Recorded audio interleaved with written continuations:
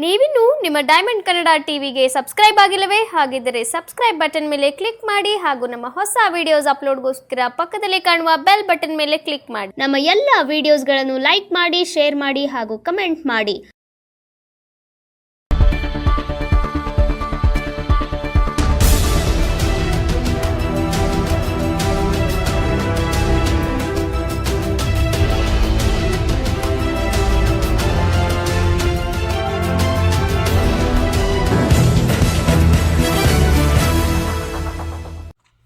ಮಂಡ್ಯ ಜಿಲ್ಲೆ ಶಿವಳ್ಳಿ ಠಾಣಾ ವ್ಯಾಪ್ತಿಯಲ್ಲಿ ಬರುವ ವಿಜಯನಗರ ಜಿಲ್ಲೆ ಅಗರಿಬೊಮ್ಮನಹಳ್ಳಿಯ ಮೂಲದ ಕಬ್ಬು ಕಡಿಯಲು ಬಂದಿದ್ದ ಕೂಲಿ ಕಾರ್ಮಿಕನೋರ್ವ ನದಿಯಲ್ಲಿ ಜಾರು ಬಿದ್ದು ಸಾವನ್ನಪ್ಪಿರೋ ದಾರುಣ ಘಟನೆ ನಡೆದಿದೆ.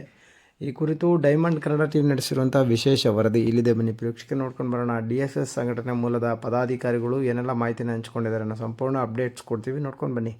ನನ್ನ ತಮ್ಮಂಗೆ ಕಾಲ್ಜಾರ್ ಬಿದ್ದಿದ್ದಾರೆ ಅಂತೇಳಿ, ಆದರೆ ಶಿವಳ್ಳಿ ಪೊಲೀಸ್ ಸ್ಟೇಷನ್ ಅವರು ಇಮಿಡಿಯೇಟ್ಲಿ ಯಾವುದೇ ರೀತಿ ಕ್ರಮ ತಗೊಳ್ದೇನೆ ನಾವು ಮತ್ತೆ ಸೋಮವಾರ ಮಧ್ಯಾಹ್ನ 2 ಗಂಟೆಲಿ ಹೋಗ್ಬಿಟ್ಟು ಏನು ಕ್ರಮ ತಗೊಂಡಿದ್ದೀರಾ ಇವರೆಲ್ಲ ನಿಮ್ಮ ಗಮನಕ್ಕೆ ತಂದಿದ್ದಾರಲ್ಲ ಅಂತ ಹೇಳಿದ್ದಕ್ಕೆ ಅವರು ಹೇಳಿದ್ದೀವಿ, ಅವ್ರಿಗೆ ಹೇಳಿದ್ದೀವಿ ಅಂತ ಅಂದ್ಬಿಟ್ಟು ನಮಗೆ ನೆಗ್ಲಿಜೆನ್ಸಿಯಾಗಿ ಮಾತಾಡೋರು.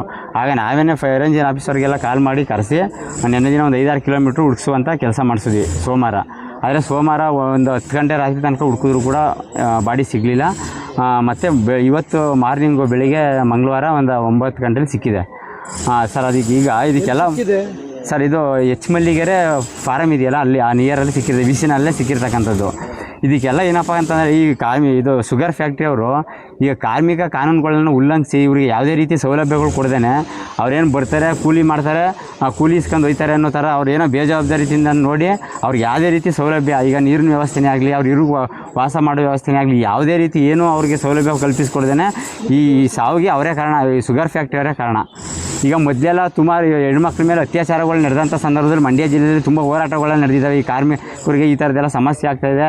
ಇವರಿಗೆ ಕಾನೂನುಗಳು ಏನಿದ್ದಾವೆ ಅದನ್ನು ಅವ್ರಿಗೇನು ಸೌಲಭ್ಯಗಳಿಂದ ಕೊಟ್ಟು ಅವ್ರಿಗೆ ನ್ಯಾಯ ಕೊಡಿಸ್ಬೇಕು ಅಂತೇಳಿ, ಆದರೆ ಯಾರು ಯಾವುದೇ ಜವಾಬ್ದಾರಿ ತಗೊಳ್ದೇನೆ ಈ ಥರ ಈ ಒಂದು ಜೀವ ಹೋಗಲಿಕ್ಕೆ ಈ ಶುಗರ್ ಫ್ಯಾಕ್ಟ್ರಿ, ಕೇರ್ಪೇಟೆ ಶುಗರ್ ಫ್ಯಾಕ್ಟ್ರಿಯವರೇ ಇದು ಮೂಲ ಕಾರಣಗಳಾಗಿರ್ತಾರೆ ಸರ್. ನಡೀತಾ ಇರೋದ್ರಿಂದ ಅತಿ ಹೆಚ್ಚು ಇಲ್ಲಿನ ರೈತರು ಕಬ್ಬು ಬೆಳೆ ಬೆಳೆಯುವ ಕಾರಣದಿಂದ ಹೊರಗಡೆ ರಾಜ್ಯದಿಂದ, ಹೊರಗಡೆ ಜಿಲ್ಲೆಗಳಿಂದ ಇಲ್ಲಿಗೆ ಕಬ್ಬು ಕಟಾವು ಮಾಡಲಿಕ್ಕೆ ಅಂತ ವಲಸೆ ಕಾರ್ಮಿಕರನ್ನ ಕರ್ಕೊಂಡ್ಬರ್ತಾರೆ. ಆ ವಲಸೆ ಕಾರ್ಮಿಕರಿಗೆ ಈ ನಮ್ಮ ಡಿಸ್ಟಿಕ್ಕು ಆಡಳಿತ ಏನಿದೆ ಅದು ಭಾಳ ಸೂಕ್ತವಾದ ಭದ್ರತೆಯನ್ನು ಒದಗಿಸ್ಕೊಡ್ಬೇಕು. ಮತ್ತು ಅವ್ರಿಗೆ ಮೂಲಭೂತ ಕರ್ಕೊಬರೋದಷ್ಟೇ, ಯಾರ ಫೀಲ್ಡ್ ಮ್ಯಾನ್ ಕರ್ಕೊಬರ್ತಾರೆ ಮತ್ತು ಯಾರ ಕಟಾವು ಮಾಡಲಿಕ್ಕೆ ಜಮೀನ್ದಾರರುಗಳು ಇರ್ತಾರೆ, ಆ ಜಮೀನ್ದಾರರು ಕೂಡ ಅವ್ರಿಗೆ ಯಾವುದೋ ಉಳ್ಕೊಳ್ಳಿಕ್ಕೆ ಒಂದು ಮನೆಗಳು ವ್ಯವಸ್ಥೆ ಮಾಡಿಕೊಡ್ಬೇಕು, ಮೂಲಭೂತ ಸೌಕರ್ಯ ವ್ಯವಸ್ಥೆ ಮಾಡಿಕೊಡ್ಬೇಕು. ಯಾವುದನ್ನು ಕೂಡ ಈ ಜಿಲ್ಲಾಡಳಿತ ಮಾಡೋದ್ರಲ್ಲಿ ವೈಫಲ್ಯವಾಗಿದೆ. ಈ ಏನು ಜಿಲ್ಲಾಡಳಿತ ಈ ಕೂಡಲೇ ಇಡೀ ಜಿಲ್ಲಾದ್ಯಂತ ಯಾರೆಲ್ಲ ವಲಸೆ ಕಾರ್ಮಿಕರು ಬಂದು ಕೆಲಸ ಮಾಡ್ತಾ ಇದ್ದಾರೋ ಅವ್ರಿಗೆಲ್ರಿಗೂ ತಮ್ಮ ಗ್ರಾಮಗಳಲ್ಲಿ ಯಾರೋ VAR ಇರ್ತಾರೋ, ಗ್ರಾಮ ಪಂಚಾಯತಿ ಮೆಂಬರ್ಗಳು ಇರ್ತಾರೋ, ಅವ್ರ ಮುಖಾಂತರ ರಿಪೋರ್ಟ್ಗಳನ್ನ ತರಿಸ್ಕೊಂಡು ಯಾವ ವಲಸೆ ಕಾರ್ಮಿಕರು ಬಂದಿರ್ತಾರೆ ಅವ್ರಿಗೆ ಉಳ್ಕೊಳ್ಳಿಕ್ಕೆ ಏನೆಲ್ಲ ಕಾರ್ಮಿಕ ಇಲಾಖೆ ವ್ಯವಸ್ಥೆ ಮಾಡಿದೆಯೋ ಅದನ್ನು ಈ ಕೂಡಲೇ ವ್ಯವಸ್ಥೆ ಮಾಡಿಕೊಡ್ಬೇಕು. ಮತ್ತು ಏನು ನಮ್ಮ ಈ ಹರಿಜನ್ ತಿಪ್ಪೇಸ್ವಾಮಿ ಅಂತೇಳಿ ಒಬ್ಬ ಯುವಕ ಕವಲಿಗೆ ಬಿದ್ದು VC ಬಿದ್ದು ಅವನು ಮರಣ ಹೊಂದಿದ್ದಾನೋ ಅವ್ನಿಗೆ ಈ ಕೂಡಲೇ ಅವನು ಮನೆಗೆ 10 ಲಕ್ಷ ಪರಿಹಾರ ಕೊಡಬೇಕು. ಮತ್ತು ಯಾರು ಕರ್ಕೊಂಡ್ಬಂದಿರೋ ಮೇಲೆ ಅಟ್ರಾಸಿಟೀಸ್ ಕೇಸ್ ದಾಖಲಾಗಬೇಕು. ಅವ್ರನ್ನ ಈ ಕೂಡಲೇ ಅವ್ರಿಗೆ ಏನಾಗಿದೆ ಅನ್ನೋದು PM ರಿಪೋರ್ಟ್ ಬಂದ ತಕ್ಷಣ ಯತ್ನ ಮಾಡಿದಾರಾ, ಇಲ್ಲ ಕೂಲಿ ಕೆಲಸ ಮಾಡ್ತಿಲ್ಲ ಅಂತ ಅವ್ನ ಮೇಲೆ ಅಸಾಲ್ಟ್ ಮಾಡಿದಾರಾ, ಮತ್ತೊಂದು ಮಾಡಿದಾರ ಅನ್ನೋದ PM ರಿಪೋರ್ಟಲ್ಲಿ ತಿಳ್ಕೊಬೇಕು.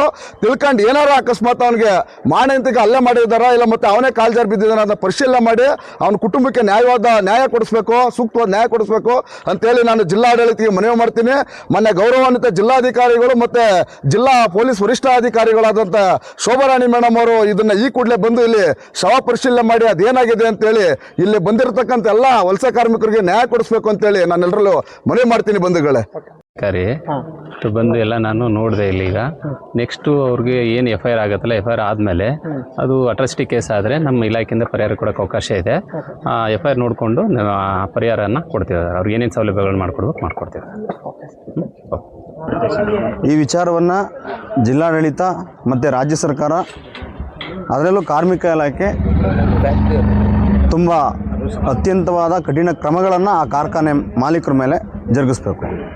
ಕಾರಣ ಇಷ್ಟೇ, ಅವರನ್ನು ವಲಸೆ ಕಾರ್ಮಿಕರಾಗಿ ಕರ್ಕೊಬಂದು ಅವ್ರನ್ನ ಒತ್ತೆ ಆಳುಗಳಾಗಿ ದುಡಿಸ್ಕೊಂಡು ಇವತ್ತು ಆ ಕಾರ್ಮಿಕರ ಮಾಲೀಕ ಭಾಳ ಉದ್ಧಾರ ಆಗ್ತಾಯಿದ್ದಾನೆ. ಅವ್ರಿಗೆ ಕೊಡ್ತಕ್ಕಂಥ ಮೂಲಭೂತ ಸೌಕರ್ಯ ಏನಿದ್ದಾವೆ ಅದನ್ನು ಯಾವುದೂ ಕೊಡ್ತಾ ಇಲ್ಲ. ಯಾಕಂದರೆ 2020-21 ಕೂಡ ಒಂದು ಪ್ರಕರಣ ಜರುಗಿತ್ತು. ಯಾವುದು, ಚಿಕ್ಕ ಮಗು ಮೇಲೆ ಅತ್ಯಾಚಾರ ಮಾಡಿ ಕೊಲೆ ಮಾಡಿರ್ತಕ್ಕಂಥ ಪ್ರಕರಣ ಕೊಪ್ಪ ಶುಗರ್ ಫ್ಯಾಕ್ಟ್ರಿ ಹತ್ರ ನಡೆದಿದ್ದು. ಆವತ್ತಿಂದನೂ ನಾವು ಹೋರಾಟ ಮಾಡ್ತಾನೆ ಬಂದಿದ್ದೀವಿ.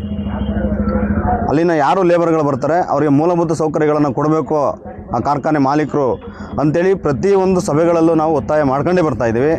ಆದರೆ ಜಿಲ್ಲಾಡಳಿತ ನಿರ್ಲಕ್ಷ್ಯ ವಹಿಸಿದೆಯಾ ಅಥವಾ ಕಾರ್ಮಿಕ ಇಲಾಖೆ ದಿವ್ಯ ಮೌನ ವಹಿಸಿದೆಯಾ ಎಂಬತಕ್ಕಂಥದ್ದು ಇದುವರೆಗೂ ಗೊತ್ತಾಗಿಲ್ಲ. ಈ ವಿಚಾರವಾಗಿ ಶಿವಳ್ಳಿ ಪೊಲೀಸ್ ಸ್ಟೇಷನಲ್ಲಿ ಆಲ್ರೆಡಿ ಒಂದು ಪ್ರಕರಣ ದಾಖಲಾಗಿತ್ತು, ಮಿಸ್ಸಿಂಗ್ ಕೇಸು. ಇವತ್ತು ಕೆರಗೋಡು ಲಿಮಿಟ್ಸ್ನಲ್ಲಿ ಬಾಡಿ ಸಿಕ್ಕಿದೆ. ಇದು ಒಂಥರ ನಮಗೆ ಚಿಂತಾಜನಕವಾದಂಥ ಯೋಚನೆ ಹತ್ಕೊಂಡಿದೆ. 2 ದಿನದಿಂದ ಏನು ಮಾಡ್ತಾಯಿದ್ರು, ಅಗ್ನಿಶಾಮಕ ದಳದವ್ರು ಏನು ಮಾಡ್ತಾಯಿದ್ರು, ಆ ಬಾಡಿಯನ್ನು ಹುಡುಕ್ಲಿಕ್ಕೆ ಪ್ರಯತ್ನ ಪಡಲಿಲ್ವಾ ಅಥವಾ ದಲಿತ ಸಮಾಜ ಅಂತೇಳಿ ಕಡೆಗಣಿಸಿದ್ರ ಈ ಜಿಲ್ಲಾಡಳಿತ ಮತ್ತು ಈ ಸರ್ಕಾರ? ಈ ಕೂಡಲೇ ಸರ್ಕಾರದ ವತಿಯಿಂದನೂ ಕೂಡ ಆತನ ಕುಟುಂಬಕ್ಕೆ ಪರಿಹಾರ ಹೋಗಬೇಕು. ಮತ್ತು ಯಾವ ಫ್ಯಾಕ್ಟ್ರಿ ಮಾಲೀಕರು ಕರ್ಕೊಬಂದಿದ್ರು ಆ ಕಂಪ್ನಿಯಿಂದನೂ ಕೂಡ ಆ ಕುಟುಂಬಕ್ಕೆ ಪರಿಹಾರ ಹೋಗಬೇಕು.